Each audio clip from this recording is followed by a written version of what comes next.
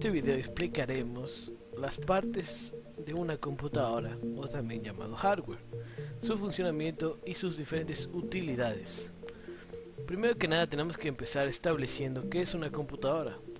Una computadora es una máquina electrónica capaz de almacenar información y tratar automáticamente mediante operaciones matemáticas y lógicas controladas por programas informáticos. Me refiero a que es una máquina digital que ejecuta comandos para convertirlos en datos convenientes y útiles que posteriormente envían a las unidades de salida. Un computador está formado físicamente por numerosos circuitos integrados y muchos componentes de apoyo, extensión y accesorios. Algunas de las partes internas son las siguientes: bus de datos, cable de datos ID, cable de datos SATA, disipador, disco duro, fuente de poder, memoria RAM, memoria ROM, placa base o tarjeta madre, procesador, ranura PCI, ranura IDE, ranura SATA, tarjeta de expansión, tarjeta de red, tarjeta de sonido, tarjeta de video, tarjeta USB, unidad de DVD, ventilador. En la parte de componentes externos de una computadora tenemos los siguientes accesorios: gabinete, monitor, mouse, teclado, parlantes, micrófono, cámara web e impresora. Como lo hemos dicho, estos son componentes externos los cuales se considerarían accesorios y no son necesariamente útiles para su funcionamiento interno.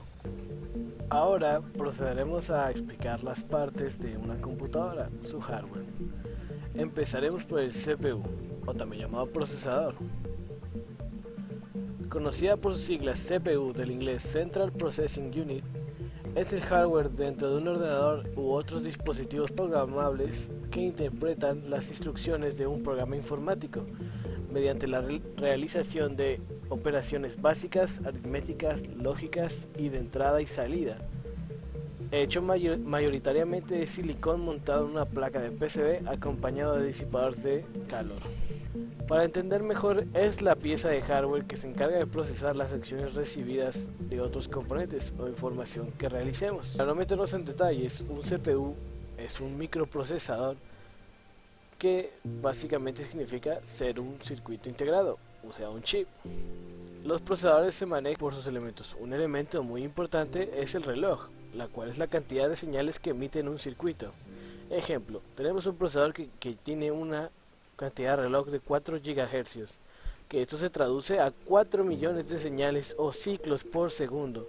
A mayor cantidad de señales por segundo, mejora su rendimiento y capacidad de procesado de información, aunque no es una manera muy concreta de saber si es mejor que otro por los hercios. Un ejemplo claro es comparar lo rápido que es un carro solamente por las revoluciones de un motor, sino que también influye en su desempeño, materiales, entre otras cosas.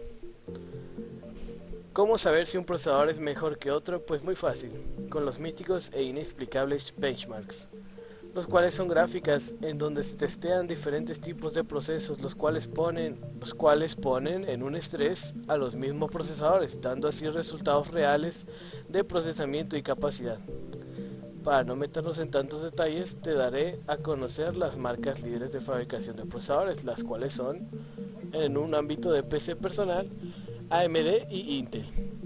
Cada una tiene sus beneficios y sus contras. Por ejemplo, Intel ha sido el líder por décadas en creación de procesadores gracias a sus increíbles productos y resultados, no solo para la gente que requiere un alto rendimiento, sino que también para el público en general, con su línea de procesadores Pentium, i3, i5, i7, i9, entre otros, los cuales tienen funciones y mercados totalmente diferentes, donde los i3 son los más básicos, ya que los Pentium se están quedando obsoletos en estas fechas, con una variación de entre 2 a 4 núcleos, con poca capacidad de caché, menor consumo de electricidad, siendo así el más barato, pasando a otro rango, a los i5, el cual es mejor que el anterior, ofreciendo de 4 a 8 núcleos, un consumo moderado de electricidad con una cantidad mejor de caché, obviamente por un precio un poco mayor, Donde ya llegamos a un punto en el cual el rendimiento lo es todo, están los procesadores i7 y i9.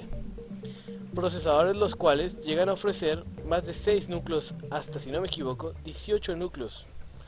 Son muchísimo más caros, pero en rendimiento extremadamente mayor.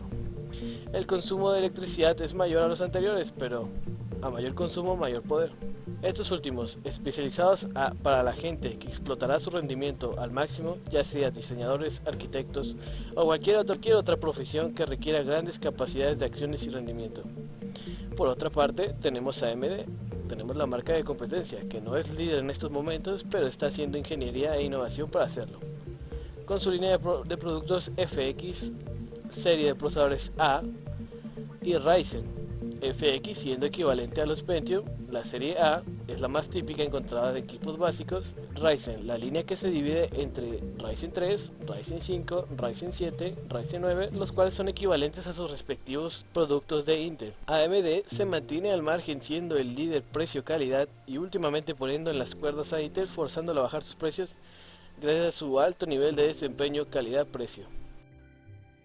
Otro de los pilares de una computadora es la motherboard, o como también puede ser llamada, tarjeta madre o placa base. Es un circuito muy complejo que se encarga de unir todos los componentes que se necesitan. Es básicamente nuestro esqueleto central, donde conectaremos todo y servirá para comunicar todos los componentes entre sí. Encontrar los siguientes formatos de placa base, manteniéndonos en un entorno personal. ATX, el tamaño estándar, el más utilizado en general, con unas medidas de 305 por 244 milímetros. Micro ATX ha adquirido una gran popularidad a la hora de montar equipos compactos pero potentes. Tiene unas medidas de 244 por 244 milímetros. Mini ITX no es lo más habitual, pero es muy útil para montar equipos pequeños y normalmente de menor potencia. Tiene unas medidas de 170 por 70 milímetros. Las siguientes partes son algunas de las partes importantes que compone la motherboard, sin meternos en nada especial. Puertos externos de comunicación. Los motherboard incluyen una cantidad y variedad de dispositivos integrados que van más allá de las clásicas interfaces de video, audio y red. Cada modelo disponible en el mercado combina interfaces y puertos que lo diferencian del resto y lo vuelven útil para distintas necesidades. Módulo regulador de tensión. Además de la fuente de alimentación que poseen los PCs, las motherboards también cuentan con una fuente de energía que podrían considerarse secundaria, ya que recibe la tensión que le suministra la fuente principal, 12 volts, y se encarga de convertirla a valores inferiores admisibles por el procesador, la memoria RAM y el chipset. 3. Zócalo del procesador. Este es el encargado de alojar el procesador en la motherboard. Los hay de diferentes tipos: LGA 775, LGA 1156 y así sucesivamente para cada tipo de procesador. 4. North Bridge. El puente norte gestiona las operaciones entre el procesador y los dispositivos de alta velocidad como la RAM, la interfaz de video y el bus PCI Express. South Bridge. El puente sur controla las conexiones con los dispositivos de menor velocidad. Buses PCI Express. PCI, controladores de discos, controlador USB, audio integrado, etc. 6. Zócalos para la memoria RAM. Al tratarse de un motherboard básico, estos modelos solo poseen 2 slots para módulos de memoria RAM. Los modelos de gama media duplican esa cifra y los de gama alta pueden llegar hasta triplicarla. 7.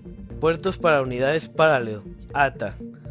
Los fabricantes continúan incluyendo al menos un puerto Parallel ATA en sus motherboards a modo de retrocompatibilidad.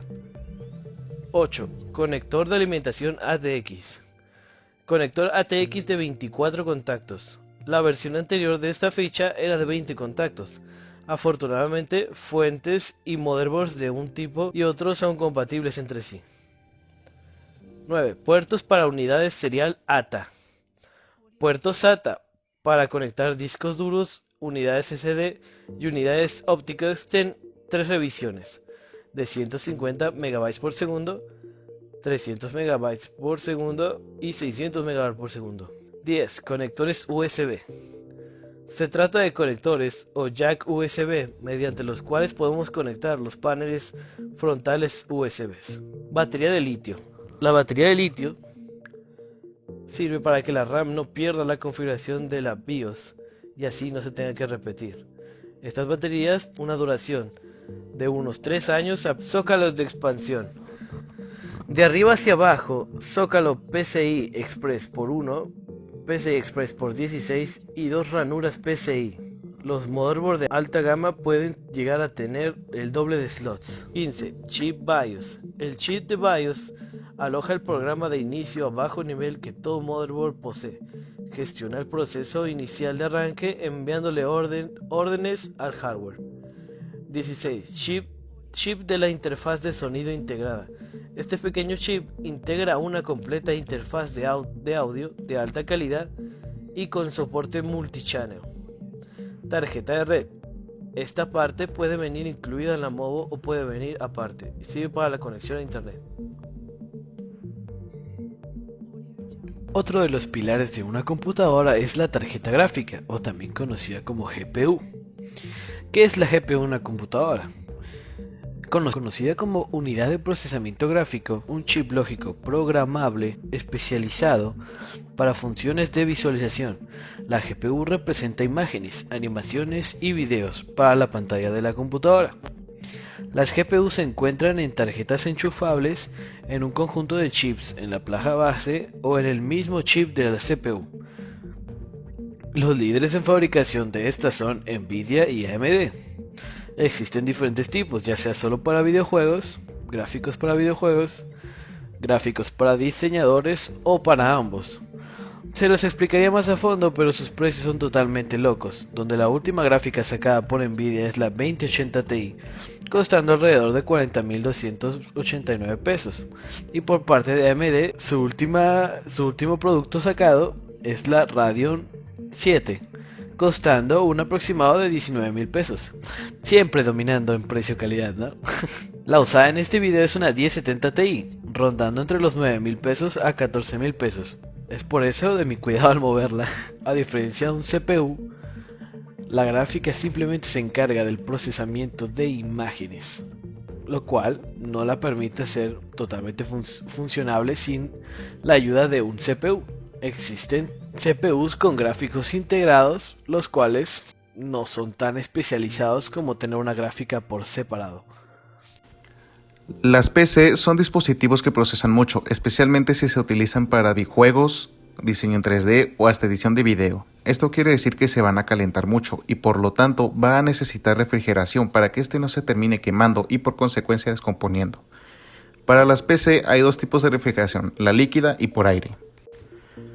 La líquida es la más eficiente de las dos, ya que el agua o cualquier líquido refrigerante tiene mayor capacidad térmica que el aire. Se utiliza mucho en computadoras que corren programas pesados o que utilizan overclock. Las ventajas de la líquida pueden ser que es muy eficiente manteniendo la computadora a una temperatura óptima. También puede que el rendimiento mejore.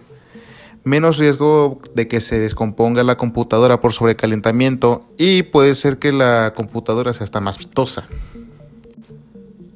Algunas desventajas de la líquida podrían ser que es costoso, también que si hay una fuga puedes componer la PC y que es complicada de instalar. Mientras tanto, por aire es la más común y barata. Casi todas las computadoras utilizan este medio de refrigeración, aunque no es tan eficiente como el anterior. Pero esto tampoco significa que sea mala. Algunas ventajas de esta podrían ser que es barata, eficiente en equipos a los que se les dé un uso normal y fácil de instalar. Las desventajas podrían ser que en equipos de uso fuerte puede que no sea suficiente, mayor riesgos de sobrecalentamiento y puede ser muy ruidoso. Estos no son los únicos tipos de refrigeración que hay en un equipo de cómputo, sin embargo son los más importantes ya que los demás son variantes y algunas pueden hasta empeorar la vida útil del procesador o los componentes. Tenemos el tipo de cable bus. Un cable bus es un cable dentro de un ordenador o dispositivo que consta de un conector y un conjunto de cables que proporciona el transporte de información de un componente a otro. permite la comunicación entre dispositivos. Los buses son los caminos por los que fluye la información, por eso a veces se llaman autopistas de información. Los diferentes tipos de buses han evolucionado junto con los ordenadores personales y otras piezas de hardware, pasando a ser cables SATA. El cable SATA o Serial Advanced Technology Attachment por sus siglas en inglés, tiene como finalidad el transmitir información entre la placa base y dispositivos de almacenamiento, usualmente discos duros, aunque también conecta las unidades de DVD-ROM. Los cables SATA han tenido diversas generaciones, las cuales han mejorado su velocidad de transferencia de datos. A continuación veremos estas generaciones. La primera generación dio la posibilidad de transmitir datos por 150 MB por segundo. Esta velocidad se duplicó en la segunda generación con la capacidad de transmitir 300 MB por segundo. La tercera también duplicó esto, pudiendo transmitir a 600 MB por segundo. También hay más tipos de cable SATA, como el cable mini SATA, el cual puede transmitir hasta 6 GB por segundo, y el externo, al cual se le conoce como eSATA, el cual tiene una longitud de 2 metros. La unidad de estado sólido SSD es un tipo de dispositivo de almacenamiento de datos que utiliza memoria no volátil, como la memoria flash, para almacenar datos en lugar de los platos o discos magnéticos de unidades de discos duros convencionales. En comparación de los discos duros tradicionales, las unidades de estado sólido son menos sensibles a los golpes al no tener partes móviles, son prácticamente inaudibles y poseen un menor de tiempo de acceso y de latencia, lo que se traduce una mejora del rendimiento exponencial en los datos de tiempos de recarga de los sistemas operativos. En contrapartida, su vida útil es muy inferior, ya que tiene un número limitado de ciclos de escritura, pudiendo producirse la pérdida absoluta de datos de forma inesperada e irrecuperables. Las SSD hacen un uso de la misma interfaz SATA de los discos duros, por lo que fácilmente es intercambiable sin tener que recurrir a adaptadores o tarjetas de expansión para compatibilizarlos con el equipo. Ventaja: los dispositivos de estado sólido que usan bloques de memoria flash tienen varias ventajas únicamente frente a los discos duros mecánicos. Arranque más rápido al no tener platos que necesite tomar una velocidad constante. Gran velocidad de escritura, mayor rapidez de lectura, incluso 10 veces más rápido que de los discos duros tradicionales, más rápidos gracias a las RAID internos en una misma SSD. La fuente de poder o fuente de potencia es un dispositivo que convierte la corriente alterna en una o varias corrientes continuas que alimentan los dispositivos, circuitos o aparatos electrónicos que se conectan. Usualmente se conectan a computadoras. Una especificación fundamental de las fuentes de alimentación es el rendimiento, que se define como la potencia total de salida entre la potencia activada de entrada. Como se ha dicho antes, las fuentes conmutadas son mejores en este aspecto. El factor de potencia es la potencia entre la potencia aparentemente de entrada. Es una medida de calidad de la corriente. La fuente debe mantener la tensión de salida de voltaje solicitado independientemente de las oscilaciones de líneas. Regulación de línea o carga requerida en el circuito. Regulación de carga. En las especificaciones más claras. Peligros asociados: abstenerse a acercar los dedos mojados a condensadores o acercar objetos metálicos entre los condensadores por el peligro de darse una descarga eléctrica hacia la persona. Monitores. Monitores CTR. Un monitor CTR o de tubo de rayos catódicos utiliza electrones para transferir imágenes de una fuente de programa, probablemente una computadora o una antena. Los monitores CTR son tanto pesados como robustos, pero eran los tipos de monitores que eran asociados con las computadoras de escritorio por gran parte de los 80 y 90 hasta la revolución de los paneles planos. Pantalla plana o LCD. LCD significa Liquid Crystal Display o pantalla de cristal líquido. Básicamente estas pantallas están integradas por diminutos puntos, poseen dos capas de material polarizante Entre las capas se introduce una solución de cristal líquido, luego una señal eléctrica hace que los cristales se alineen de tal manera que impidan o no el paso de la luz. Cuando la pantalla se pone negra, todos los cristales están alineados para que no pase la luz. Los paneles o pantallas LCD han transformado y se han utilizado la tecnología LED, la cual retroilumina la pantalla para que se puedan ver imágenes más nítidas.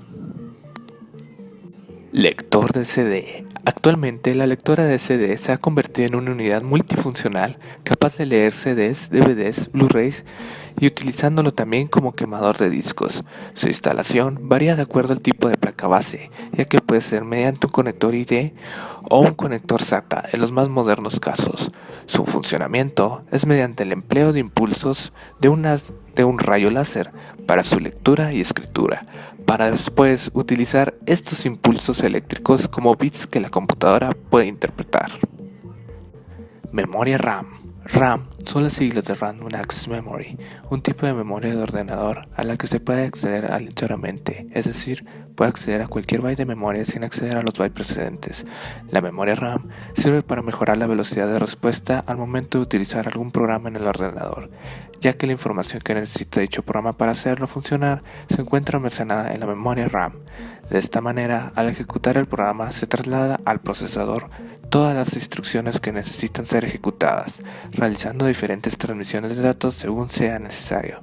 En consecuencia, la memoria RAM y el procesador interactúan entre sí intercambiando datos solicitados. A lo largo del tiempo ha habido diferentes tipos de memoria RAM.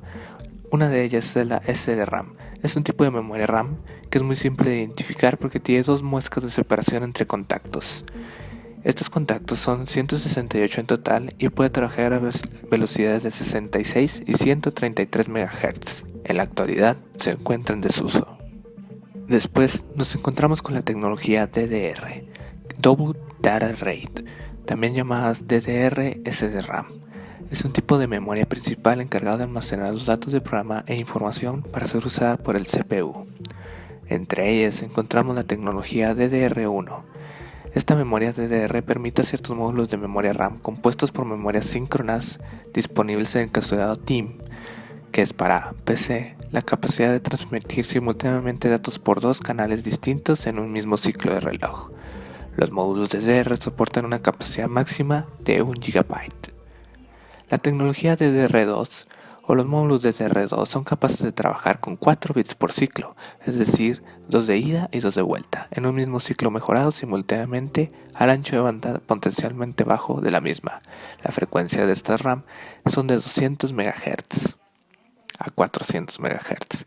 La tecnología DDR3, la unidad práctica para medir la capacidad de aumento de una memoria 3 es de gigabytes.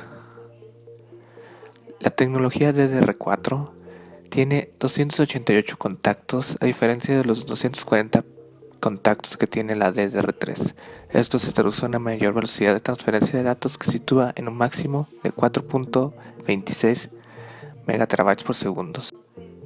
La memoria RAM hay que tener en cuenta que es volátil, es decir, todos los datos almacenados en ella se borrarán una vez la computadora sea apagada.